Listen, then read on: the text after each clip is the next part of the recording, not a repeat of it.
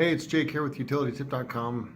Wanted to show you my son's ears. He gets some pretty excessive earwax, and this utility tip was used on one ear,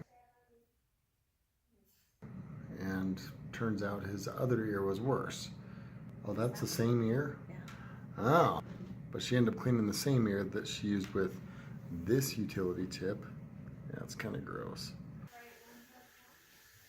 This one is gunked up more. She used it with water.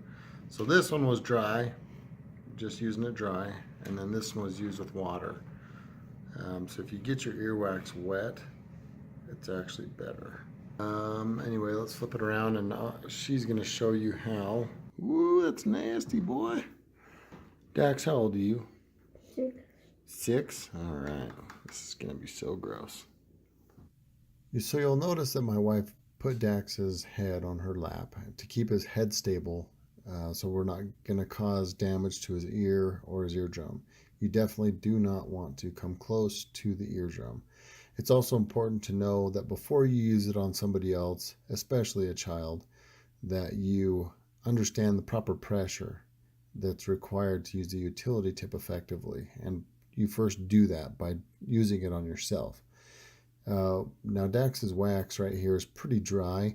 I prefer to do this after they take a shower because their wax is a lot more loose. The earwax will absorb the moisture, and it's a lot easier to remove from your ear. Another thing that you'll notice is that my wife likes to use a pulling method, and I prefer to use a twisting or a spinning motion to collect the wax. Both are very effective. Everybody uses them slightly different.